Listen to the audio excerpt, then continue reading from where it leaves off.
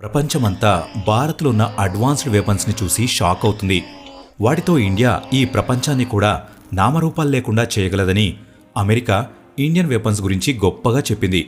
కార్గిల్ యుద్ధంలో ఇండియాకి హెల్ప్ చేసిన ఇజ్రాయెల్ రుణం తీర్చుకునే అవకాశం వచ్చింది. ఇప్పుడు ఈ పూర్తి ప్రపంచంలో ఇండియాని ఏ దేశం ఓడించలేదు. బాంబుల వర్షాన్ని కురిపించి శత్రువులను నామరూపాలు లేకుండా చేయగలదు. భారత్ ఇజ్రాయెల్కి సపోర్ట్ చేసి ఇజ్రాయెల్తో ఉన్న స్నేహాన్ని ఇంకా బలపరుచుకుంది. భారత్ ఆయుధాల గురించి ఎన్నో దేశాలు చర్చించుకుంటున్నాయి. వేరే దేశాలు భారత్ నుంచి ఆయుధాలను ఎక్స్పోర్ట్ చేసుకుంటున్నాయి. ఆయుధాలు తక్కువ ఉన్న దేశాలు, టెక్నాలజీలో వెనుకబడిన దేశాలు భారతదేశం నుంచి ఆయుధాలు కొనడానికి ప్రయత్నిస్తున్నాయి. భారత్ ఆయుధాలను పొందడానికి ఈ ప్రపంచంలో చాలా దేశాలు ఎదురుచూస్తున్నాయి. ఒకవైపు ఇండియన్ వెపన్స్ ప్రొడక్షన్ పెరిగింది, మరోవైపు ఇజ్రాయెల్కి ఆయుధాల అవసరం ఎక్కువగా ఉంది. ఎందుకంటే ఇప్పుడు ఇజ్రాయెల్ పాలస్తీనాతో యుద్ధం చేస్తుంది. దీనివల్ల ఇజ్రాయెల్లో ఉన్న ఆయుధాలు అన్నీ అయిపోయాయి. యుద్ధాన్ని కొనసాగించడం కోసం ఇజ్రాయెల్కి ఎక్కువ మొత్తంలో ఆయుధాలు కావాలి. కానీ ఇజ్రాయెల్కి సాయం చేయడానికి కేవలం మన భారతదేశము తప్ప ఏ దేశమూ ముందుకు రావడం లేదు. ఫ్రెండ్స్, మన భారత్ ఇతర దేశాలకి ఆయుధాలని ఎక్స్పోర్ట్ చేసినంత ఈజీగా ఇజ్రాయెల్ వరకు ఆయుధాలు చేర్చడం సాధ్యం కాదు. కానీ భారత్ ఏదో ఒక విధంగా ఈ సవాల్ను స్వీకరించింది. ఏప్రిల్ 8న ఇజ్రాయెల్కి ఆయుధాలు నిండి ఉన్న పడవని ఒక రహస్య సముద్ర మార్గంలో పంపించింది. లెక్క ప్రకారం ఆ ఆయుధాలన్నీ మే 25 కల్లా చేరాల్సి ఉంది. కానీ యూరోప్లోని ఒక దేశం ఆయుధాలు ఇజ్రాయెల్ వరకు చేరకుండా అడ్డుకుంది. ఆయుధాలకి అడ్డంకులను కలిగించింది. అందుకని అవి ఇప్పటికీ ఇజ్రాయెల్కి చేరలేదు. ఆ దేశం మరేదో కాదు, స్పెయిన్. కానీ ఇప్పుడు ఎలాంటి న్యూస్ బయటపడింది అంటే దానివల్ల ఇండియా ఇంకా ఇజ్రాయెల్ రెండు స్పెయిన్ పైన చాలా కోపంగా ఉన్నాయి.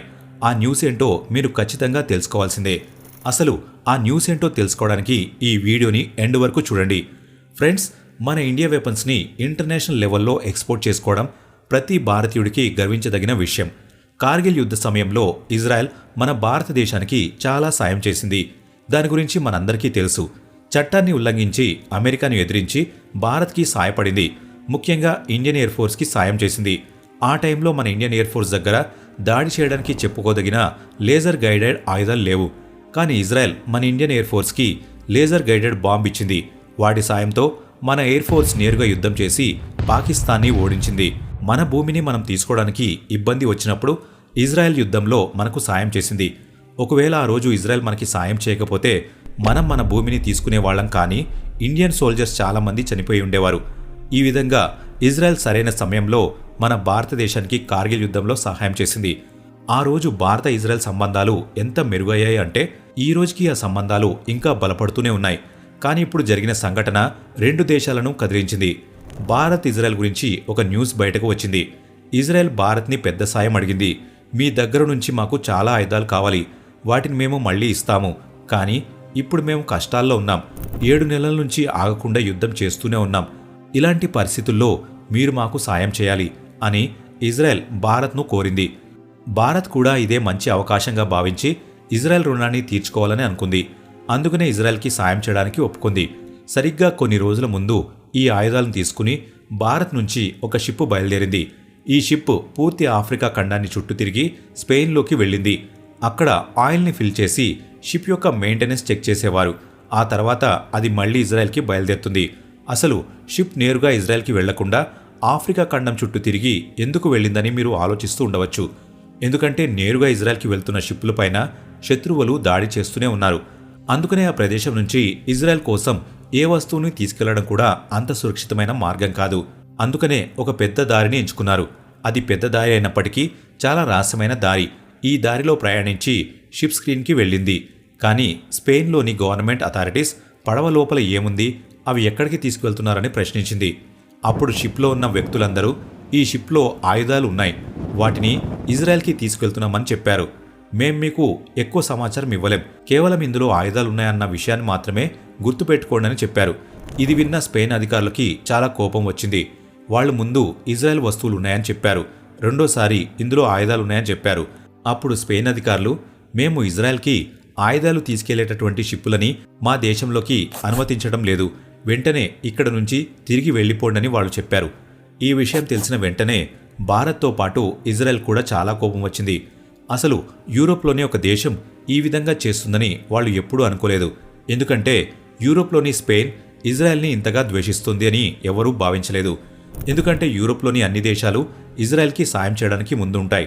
కానీ స్పెయిన్ చేసిన పనిని చూసి ఇండియా, ఇజ్రాయెల్ 2 దేశాలు షాక్ అయ్యాయి. ఈ షిప్ అయితే ఇజ్రాయెల్ వెళ్ళాలి, అందుకనే ఇది ఇంకొక దేశం నుంచి ప్రయాణించింది. అక్కడ మెయింటెనెన్స్ పూర్తి కాగానే ఇజ్రాయెల్కి వెళ్తుంది. రిపోర్ట్ ప్రకారం ఇందులో 27 టన్నుల బాంబులున్నాయని తెలిసింది. వాటి ద్వారా ఇజ్రాయెల్లో ఆయుధాలు తయారు చేయవచ్చు. భారత్ నుంచి ఇజ్రాయెల్కి వెళ్లే ఈ ప్రయాణం దాదాపు 47 నుంచి 48 రోజులు సాగుతుంది. ఇలాంటి పరిస్థితుల్లో షిప్ని రిపేర్ చేయకుండా, మెయింటెనెన్స్ చెక్ చేయకుండా ఇజ్రాయెల్ వరకు వెళ్లడం సాధ్యం కాదు. అందుకనే భారతీయ డ్రైవర్స్ అందరూ ఈ దారిలో ఉన్న స్పెయిన్ పోర్ట్స్లో ఆగి షిప్ని రిపేర్ చేసి వాళ్లు మళ్లీ బయలుదేరారు. ఏదేమైనప్పటికీ స్పెయిన్ తీసుకున్న నిర్ణయం ద్వారా భారత్కి చాలా కోపం వచ్చింది. మీలో చాలామందికి కూడా ఈ విషయం తెలిసిన తర్వాత కోపం వచ్చే ఉంటుంది. కానీ కోప్పడే ముందు ఒకసారి ఈ విషయం తెలుసుకోండి. స్పెయిన్ ఇలా ఎందుకు చేసింది? స్పెయిన్ భారత్తో మాత్రమే ఈ విధంగా చేయలేదు. కొన్ని రోజుల ముందు యూరోప్లోని శక్తివంతమైన దేశం జర్మనీ, అది కూడా ఇజ్రాయెల్కి ఆయుధాలతో నిండి ఉన్న పడవని పంపిస్తోంది. దాన్ని కూడా స్పెయిన్ అడ్డుకుంది. కానీ స్పెయిన్ ఆ షిప్ని కూడా తన దేశంలో ఉండడానికి ఒప్పుకోలేదు. దీనితో పాటు ఎన్నో దేశాల షిప్ని స్పెయిన్ తన దేశంలో ఉండనివ్వలేదు. స్పెయిన్ కేవలం భారత్ను మాత్రమే అడ్డుకోలేదు. స్పెయిన్ ఇలా చేయడానికి కేవలం ఒకే ఒక కారణం ఉంది, ఆ దేశపు చట్టం. ఒకవేళ మీరు 2 ప్రపంచ యుద్ధ సమయంలో గమనిస్తే యుద్ధం జరిగినప్పుడు కూడా స్పెయిన్ నేరుగా అందులో పాల్గొనలేదు. ఒక విధంగా అది న్యూట్రల్గా ఉంది. స్పెయిన్ చరిత్రలో కూడా మిగిలిన యూరప్ దేశాలతో ఏకీభవించలేదు. అది మిగిలిన దేశాలన్నిటికీ వ్యతిరేకంగా ఉంటుంది. మరోవైపు పూర్తి యూరోప్ ఇజ్రాయెల్కి సపోర్ట్ చేస్తుంటే స్పెయిన్ ఇజ్రాయెల్ని వ్యతిరేకించింది. ఈ ఫారెన్ పాలసీ వల్ల స్పెయిన్ పాలస్తీనాకు సపోర్ట్ చేసింది. గాజా యుద్ధ సమయంలో భారత్కి, ఇజ్రాయెల్కి ఆయుధాలను పంపించిన తర్వాత పాలస్తీనా చాలా టెన్షన్ పడింది. భారత్కి, పాలస్తీనాకు కూడా మంచి సంబంధాలున్నాయి. భారత్ పాలస్తీనాకి కూడా చాలాసార్లు సపోర్ట్ చేసింది. పశ్చిమాసియాలో శాంతిని స్థాపించడానికి ఎంతో తోడ్పడింది. ఈ మధ్యలో పాలస్తీనం భారత్ని సంప్రదించింది. ఇజ్రాయెల్కి ఆయుధాలు ఇచ్చే ముందు ఒకసారి ఆలోచిస్తే మంచిదని హెచ్చరించింది. ఫ్రెండ్స్, మీకేమనిపిస్తుంది? భారత్ పంపించిన ఆయుధాలు ఇజ్రాయెల్కి చేరుతాయా లేదా? కామెంట్ బాక్స్లో మాకు ఖచ్చితంగా చెప్పండి. ఈ వీడియో ఇంతే ఫ్రెండ్స్. ఈ వీడియో మీకు నచ్చినట్లయితే లైక్ చేయండి. ఇలాంటి వీడియోస్ కోసం ఇప్పుడే మన ఛానల్ని సబ్స్క్రైబ్ చేసుకోండి.